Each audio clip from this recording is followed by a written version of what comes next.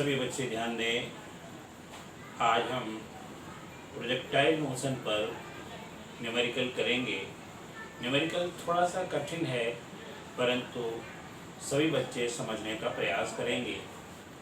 Question देखिए black board पर। Question है, a stone is throne from the top of A tower at an angle of 30 degree up with the horizontal with a velocity of 20 meter per second. After 4 seconds of flight, it strikes the ground.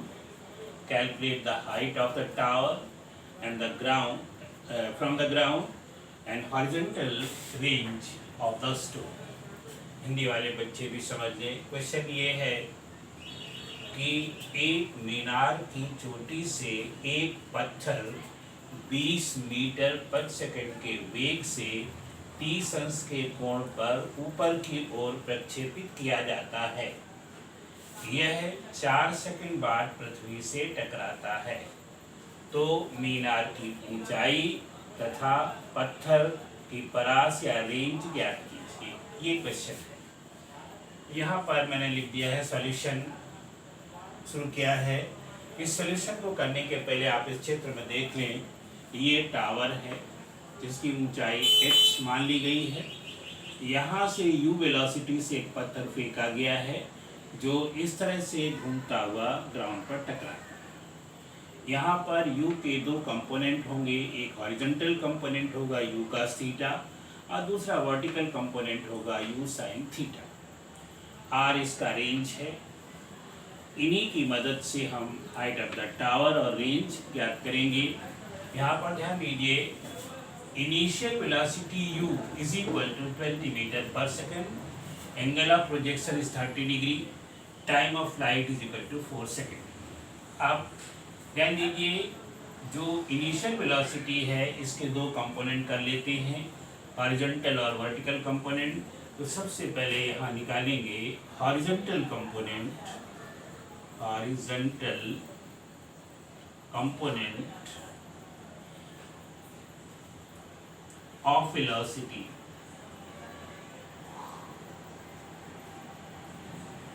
is equal to, बेटा इधर ध्यान दीजिए, u sin horizontal है u cos होगा u cos theta, और इसी को लिख सकते हैं u की वैल्यू रख दो।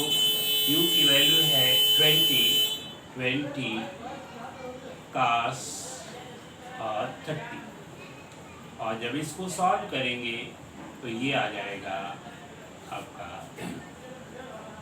20 इंटू √3/2।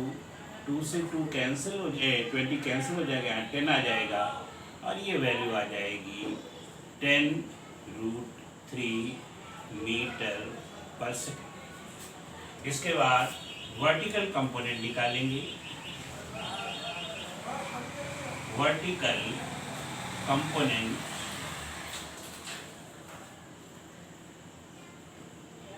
of velocity ये होगा u sin theta is equal to, value रख दो 20 sin 30 डिग्री, और ये हो जाएगा 20 sin 30 की वैल्यू हाफ होती है, 2 से 20 कैंसिल हो जाएगा, और ये आ जाएगा 10 मीटर पर सेकेंड। अब हमें वर्टिकल कंपोनेंट मालूम हो गया, हॉरिजॉन्टल कंपोनेंट मालूम हो गया। अब हम सबसे पहले यहाँ पर फॉर्मूला लगाएंगे वर्टिकल कंपोनेंट यानी वर्टिकल वेलोसिटी का फॉर्मूला लगाएंगे। तो इसमें फॉर्मूला लगेगा by equation of motion, by equation of motion,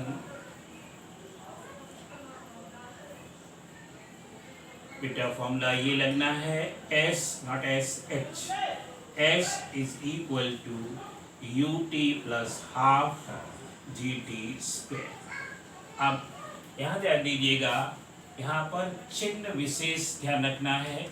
तो चिन्ह जब विशेष ध्यान रखना तो h तो अननोन है, इज इक्वल u यहाँ पर u साइन थीटा की वैल्यू ये आई है, परंतु यहाँ पर हम minus u sine theta into T ये लिखेंगे प्लस। क्यों माइनस? इसलिए मैंने बताया था जो डिस्टेंसेस g के अगेंस्ट, g हमेशा नीचे की ओर होती है तो g पॉजिटिव रहेगा, और u साइन थीटा ऊपर की ओर है इसलिए नेगेटिव दिया गया है। u sine theta into T plus half G T square, value put कर दीजिए। u साइन थीटा की वैल्यू आप निकाल चुके हो, बेटा ये आई है -10 into T is equal to 4, तो 4 प्लस हाफ जी की वैल्यू 10 है ली गई है, एंड टी की वैल्यू 4, 4 प्लस 16, यहाँ से इसको कैंसिल कर दो तो 2 8, तो इस तरह से -40 प्लस 80, और 80 पॉजिटिव और ये नेगेटिव है तो इस तरह से आ जाएगा 40 मीटर, यानी height of the tower is equal to 40 metre. सभी बच्चे समझ गए होंगे। अब इसका दूसरा पार्ट यहाँ से समझिए। अब निकालना है रेंज। बहुत सरल होता है रेंज, हिंदी में इसको परास बोलते हैं।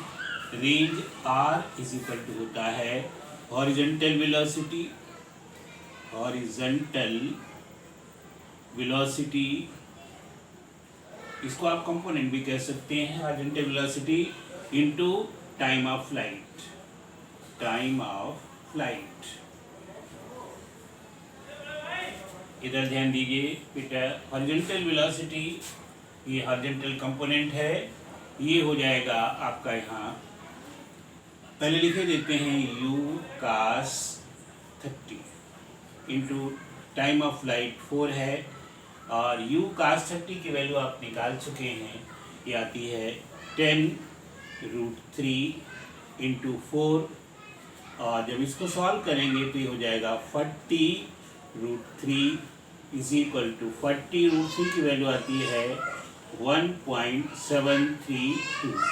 4 से इसको मल्टीप्लाई कर देंगे तो 4 दूना 8, 4 तिहाई 12, और 4 सत्ते 28, और 1 29, 4 एकम 4 2 6, और यहाँ पर 1 मिनट, 4 दूना 8, 4 3 12, 4 सत्ते 28, 29 हासिल लग गया 2, 4 एकम 4 2 6।